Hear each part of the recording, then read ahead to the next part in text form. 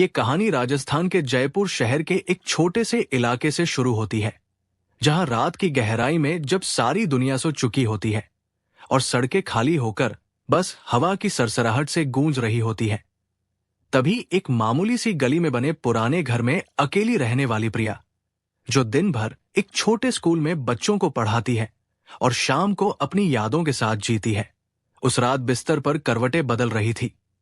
बाहर हल्की हल्की बारिश शुरू हो चुकी थी, जो धीरे धीरे तेज होती जा रही थी, और कमरे में जलते छोटे से दिए की रोशनी में प्रिया की आंखें नींद और थकान से बोझल हो रही थी।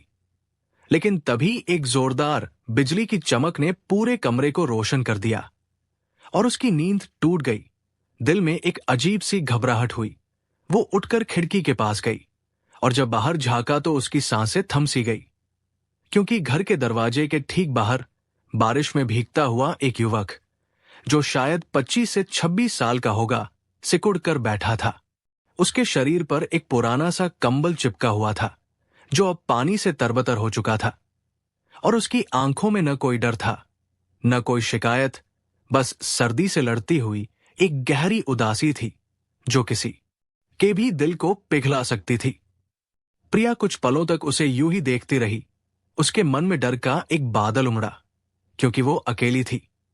समाज की नजरें हमेशा औरतों पर टिकी रहती है, लेकिन उस युवक की कांपती हुई हालत देखकर उसका दिल दया से भर आया और बिना ज्यादा सोचे समझे उसने दरवाजा खोल दिया। धीमी आवाज में पूछा कि कौन हो तुम और यहां क्या कर रहे हो इस बारिश में? वो युवक, जिसका नाम विजय था, सिर झुकाकर बोला कि सॉरी दीदी, मैं रास्ते से गुजर रहा था। मेरी साइकिल खराब हो गई, रात हो चुकी है, कोई मदद नहीं मिली, बस एक रात गुजारनी है। अगर इजाजत हो तो बाहर ही बरामदे में लेट जाऊंगा। थोड़ी सी लकड़ी या कोई पुराना कंबल दे दो तो मेहरबानी होगी। प्रिया ने कुछ सेकंड सोचा। उसके दिल में अभी भी थोड़ा संकोच था, लेकिन विजय की आंखों में वो सच्चाई थी जो झूठ नहीं लग रही थी। तो उसने कहा कि ठीक है, लेकिन अंदर मत आना, मैं बाहर ही सामान रख देती हूं। और वो अंदर गई, कुछ लकड़ियां और एक पुराना कंबल लेकर आई, दरवाजे के पास रख दिया और चुपचाप दरवाजा बंद कर लिया। लेकिन रात गहराती गई, बारिश और तेज हो गई। हवा इतनी ठंडी कि हड्डियां तक कांप उठें, और विजय बाहर लकड़ियां जलाकर बैठा था, लेकिन वो आग भी ज्यादा देर नहीं टिकी। कंबल भीग चुका था और उसका शरीर अब नीला पड़ने लगा था। दांत किटकिटा रहे थे और वो कोने में सिकुड़कर किसी तरह रात काटने की कोशिश कर रहा था। रात के करीब 11 बजे फिर से बिजली कड़की। प्रिया की नींद टूट गई और उसके मन में विजय का ख्याल आया। वो सोचने लगी कि इतनी ठंड और बारिश में वो बाहर कैसे सहन कर रहा होगा। दिल में एक करुणा की लहर उठी। वो हिम्मत जुटाकर दरवाजा खोला और जो नजारा देखा वो किसी के भी दिल को तोड़ सकता था। विजय पूरी तरह भीग चुका था, शरीर कांप रहा था, चेहरा पीला पड़ गया था और वो बस सांस लेने की जद्दोजहद कर रहा था। प्रिया का दिल भर आया, आंखों में आंसू आ गए और वो बिना सोचे कह उठी कि अंदर आ जाओ, बाहर ऐसे मर जाओगे। विजय ने कुछ कहना चाहा, लेकिन प्रिया ने फिर कहा कि डरो मत, अब मुझे तुम पर भरोसा हो गया है, अंदर आओ वरना बीमार पड़ जाओगे। विजय ने कुछ पल सोचा, फिर कांपते कदमों से अंदर आया।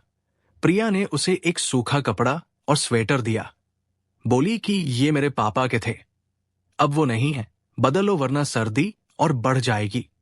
विजय ने कपड़े बदले और जब बाहर आया तो प्रिया ने एक पुरानी चारपाई की तरफ इशारा किया कि वही लेट जाओ और सुबह होते ही चले जाना। विजय ने देखा कि वो वही चारपाई थी जहां प्रिया खुद सो रही थी। उसने मना किया कि नहीं दीदी, आप लेटो, मैं कोने में बैठ जाऊंगा।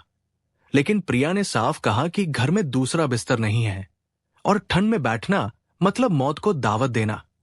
तुम लेटो, मैं कुर्सी पर बैठकर रात काट लूंगी। विजय अब और नहीं माना, चुपचाप लेट गया और पहली बार उसके चेहरे पर एक हल्की सी मुस्कान आई, जैसे कोई लंबे समय से भटकता मुसाफिर घर पहुंच गया हो। प्रिया अंदर गई, 2 कप गर्म चाय बनाकर लाई।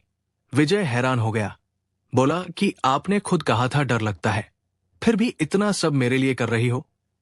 प्रिया की आंखों में थोड़ी नमी थी। वो बोली कि कभी कभी अकेलापन इतना बड़ा हो जाता है कि इंसान का दर्द अपना लगने लगता है। और चाय की हर घूंट के साथ जैसे वो सर्द रात गर्म हो गई। दोनों के बीच अनकहे शब्द पिघलने लगे और बातों का सिलसिला शुरू हो गया जो रुकने का नाम नहीं ले रहा था। प्रिया ने पूछा कि इतनी रात को कहां जा रहे थे तुम? विजय ने गहरी सांस ली और बताया कि बहन के घर से साइकिल लेकर लौट रहा था। जीजा जी ने कहा था कि खड़ी रहेगी तो खराब हो जाएगी।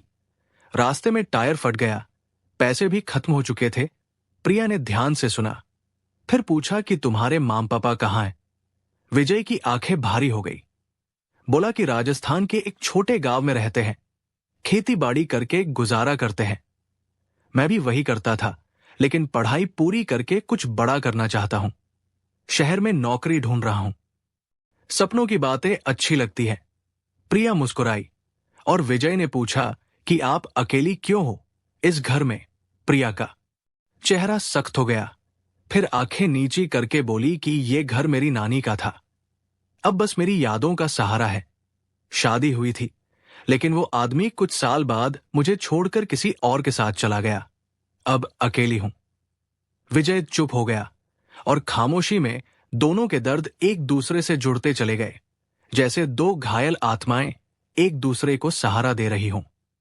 रात की ठंड और बातों की गर्मी दोनों मिलकर एक अजीब सा जादू कर रही थी।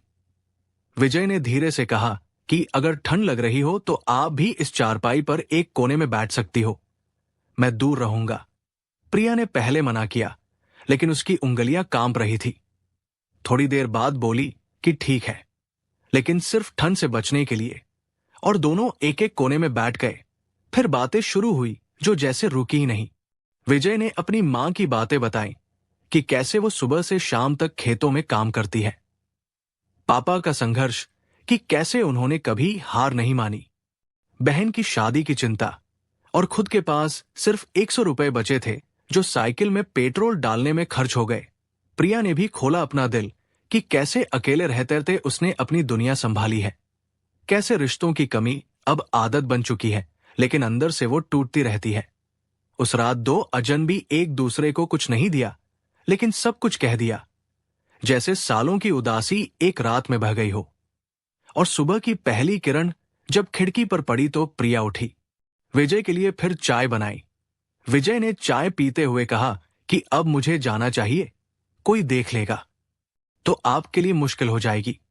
लेकिन प्रिया ने मुस्कुराकर कहा कि अभी सुबह है, दुकानें नहीं खुली होंगी, थोड़ा और रुक जाओ। और बातें करते करते वक्त गुजर गया। फिर जब सूरज चढ़ा तो विजय उठा, दरवाजे की ओर बढ़ा, लेकिन रुक गया। मुड़कर बोला कि एक और मदद कर दो, 100 रुपए चाहिए साइकिल ठीक करवाने के लिए, वापस लौटा दूंगा। प्रिया मुस्कुराई, अंदर से पैसे लाकर दिए। बोली कि पूछने की क्या जरूरत थी। और विजय ने कृतज्ञता से देखा, कहा कि मैं लौटूंगा, पैसे नहीं। कुछ पल चुराने के लिए प्रिया की आंखों में चमक थी जो बहुत कुछ कह रही थी। 2-3 दिन बाद विजय गांव लौटा। घर वाले चिंता में थे। मां की आंखें दरवाजे पर टिकी थी। पापा चुप थे, लेकिन सवालों से भरे। विजय ने सब बताया, साइकिल, बारिश और उस अनजान औरत का घर। मां ने सांस ली, बोली कि बेटा, दुनिया में अच्छे लोग भी हैं, लेकिन सावधानी रखो। विजय ने सिर झुकाया, लेकिन दिल में प्रिया की यादें घूम रही थी। उसकी मुस्कान, बातें, सब जैसे बुला रही थी। और चौथे दिन शाम को विजय ने जेब में 100 रुपए रखे, साइकिल उठाई और उसी रास्ते निकल पड़ा। दरवाजे पर दस्तक दी। कौन? प्रिया की आवाज आई। विजय बोला कि मैं हूं, वो बारिश वाला लड़का। दरवाजा खुला। प्रिया मुस्कुराई, बोली कि आ गए। विजय ने पैसे दिए, बोला कि ये आपकी अमानत। प्रिया ने देखा, फिर बोली कि इतनी जल्दी, सोचा था भूल जाओगे। विजय मुस्कुराया, बोला कि भूलता तो खुद को खो देता। प्रिया चुप रही, लेकिन आंखें बोल रही थी। विजय ने कहा कि अगर इजाजत हो तो आज रुक जाऊं। इस बार ठंड नहीं, बस साथ बिताने की जिद है। प्रिया ने सिर हिलाया। और उस रात कोई बारिश नहीं, लेकिन दिलों का जुड़ाव ऐसा कि घर गूंज उठा। अब ये आने जाने का सिलसिला रूटीन बन गया। विजय जब भी समय मिलता प्रिया के पास पहुंचता।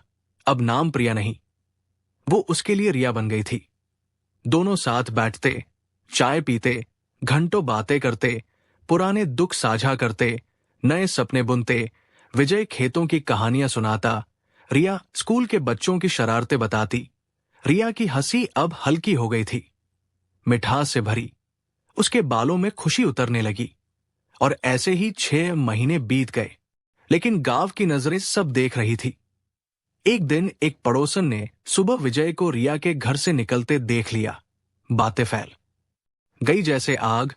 लोग कहने लगे कि वो अकेली है, लड़का बार बार जाता है, कुछ गड़बड़ है। जब ये विजय तक पहुंची तो उसका दिल टूटा। वो जानता था कि अगर चुप रहा तो रिया समाज की बातों से बिखर जाएगी। और उसी शाम वो रिया से मिला। आंखों में संकल्प था। बोला कि अब ये छिप छिप कर मिलना बंद करो, क्यों ना हम शादी कर ले, एक नाम दे दे इस रिश्ते को। रिया चुप रही, आंखें भर आई। बोली कि लेकिन मैं उम्र में बड़ी हूं, तलाकशुदा हूं, तुम्हारे घर वाले मानेंगे? विजय ने हाथ थामा। बोला कि मैंने सब बता दिया। उन्होंने कहा कि अगर तू खुश है तो हम भी। रिया के आंसू सुकून के थे। कुछ हफ्तों बाद शादी की तैयारी हुई।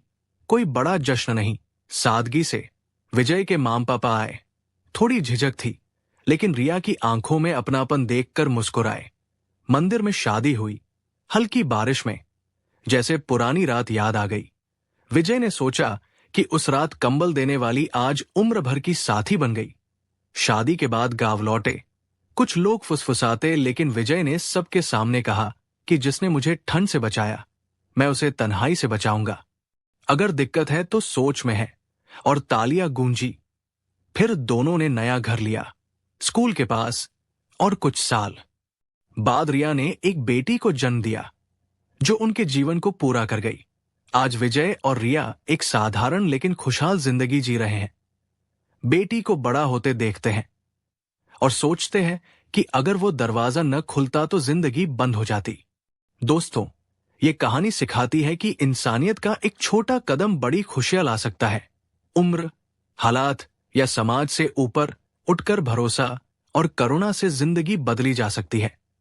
अब आप बताइए, अगर आपके दरवाजे पर कोई अनजान ठंडी रात में मदद मांगे तो क्या आप वो दरवाजा खोलेंगे या डर से बंद रखेंगे? क्या विजय और रिया का फैसला जोखिम था या इंसानियत की मिसाल? कमेंट में जरूर लिखिए अपना अनुभव या सोच। और अगर ये कहानी दिल को छू गई तो लाइक करें, शेयर करें और चैनल स्टोरी बाय रानी को सब्सक्राइब करें, ताकि ऐसी भावुक कहानियां मिलती रहें।